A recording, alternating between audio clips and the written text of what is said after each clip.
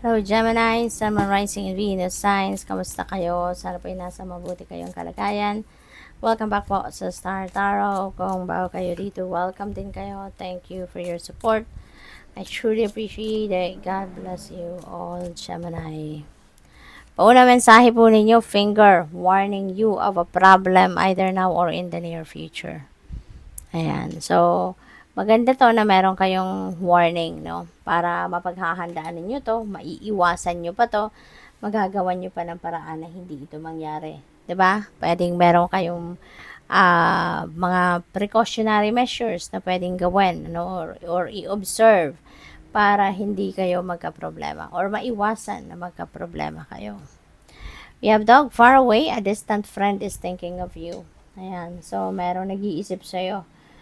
This is someone na nasa malayong lugar, nasa ibang bansa, no? At siya'y iniisip kayo, no? Pwedeng namimiss kayo, pwedeng makikipag-usap sa'yo, will reach out to you, pwedeng tatawagan ka nito, something like that. We have dolphin, financial gain, usually coming from something you did in the past. Ayan, so meron perang paparating, meron papasok na kaperahan sa inyo, and this could be something, no, na nanggaling sa siguro investment, no? Baka ROI na tong dadating sa'yo. Pwede rin na nagbenta kayo siguro ng property, no? At may sale, yun, no? Yun yung perang dadating sa'yo, yung pinagbentahan ninyo. We have both. Wow, Gemini. Swerte ninyo. Daming pera dadating. Ito, there is money or property through an inheritance, winning or windfall. Ayan, so pwedeng manalo kayo sa loto or any game of chance, no? Or baka meron biglang dadating na pera na hindi ninyo inaasahan. Unexpected income, pwedeng ganon. Or baka meron magre-regalo sa inyo, diba? Or magpapamana ng baka trust fund, no? Or saving sa bangko, pwedeng ganon. We have wishbone, napakaganda, no? A wish is granted. Kung ano tong wish ninyo, no? Maaring yan ang top of the list na wish ninyo at maaring yan ay ibibigay na sa'yo. So, we have bag, something important such as new job or raise. Ayan, or baka promotion pa nga din, no? Pwedeng ibigay sa'yo or pwedeng matanggap ninyo sa ngayon. May bagong trabaho, bagong pay raise or promotion, ano? Family matters. Ayan, so baka meron kayong aasikasuhin ngayon regarding sa pamilya ninyo. Pwedeng tungkol sa mga magulang ninyo yan, sa mga kapatid mo, or pwedeng sa mga anak mo or sa bahay ninyo. So, mga ganon. We have shield. You need to defend yourself. Okay? Wag ninyo tong atrasan. Kung kailangan ninyo talagang depensahan ang inyong sarili, go for it. No? Wag kayong susuko. Umaga, bastang hanggat alam ninyong nasa rason kayo, nasa tamang direksyon kayo, kailangan ninyong ipaglaban, go for it. Okay? Wag kayong magdalawang isip. So, we have lightning. Ayan, control your anger or you will be sorry.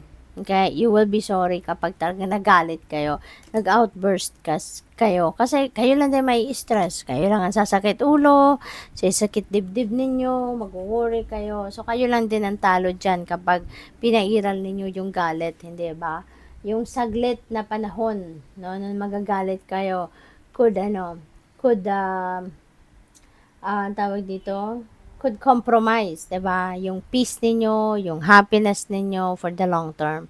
Kaya iwasan na lang as much as possible na magalit, no? Atras na lang kayo, time out na lang kayo sa kung ano man ang bagay na yan na maaari ninyo ikagalit. Okay, iwasan as much as possible. Wow, ang ganda. Swerte ninyo sa pera ngayon. Money will be coming to you. Ayan. So, 'di ba? Financial gain, may pera, pamana, pay raise, promotion. Swerte ninyo ngayon, Gemini, pagdating sa pera. Ito, may promise din sa inyo na money will be coming to you, 'di ba? So, what else? We have nest. An emotionally secure, loving family is important to you. So, napakahalaga sa inyo ng inyong pamilya, no?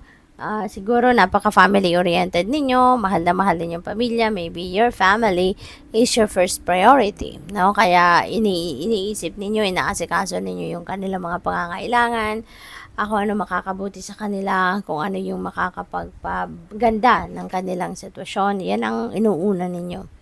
Successfully overcoming a problem, so napakaganda kasi finally, mapagtatagumpayan nyo na kung ano man ang mga problema na maaring kinaharap ninyo lately or maaring kakaharapin, you will successfully overcome them, no? What else? We have carrot. Napakaganda talaga. There is an opportunity or windfall of money na pwedeng dumating. So, yung opportunity na to, most likely, financial opportunity ito. So, baka mayroong bagong pagkakakitaan kayo, no? Bagong money path or bagong opportunity for a new job, for unexpected income. Yung mga ganun ba, no? So, meron din dito windfall of money. So, definitely, meron dadating siguro talaga sa inyo na pera na hindi ninyo inaasahan at hindi ninyo akalain na kung saan man ito manggagaling, no? We have goldfish, increase in material wealth. Holy moly, puro talaga pera, no? Gemini, parang uulanin kayo ng pera ngayon. So, good luck sa iyo, ha? Or spiritual growth. So, you know what? So, since napakagaganda ng mga energies na to, importante, i-align nyo na ang inyong energies with these beautiful energies para nang sa gayon, mahatak talaga ninyo ito towards you. Okay? Tanggalin na yung mga pagne-negative thinking ninyo, yung mga negative feelings, emotions ninyo, negative thoughts, tanggalin nyo na po yan. Ano? At maging positibo na kayo. Okay? Mag-isip. We have hills, obstacles to overcome. Masosolve mo na to eh. Successfully overcoming a problem. Kaya kung ano man ito, saglit lang to, dadaan lang to. No? At meron nang promise dito na you're going to successfully overcome a problem. So, kasama na siya doon. So, good luck. Thank you for watching. Love and light. Namaste.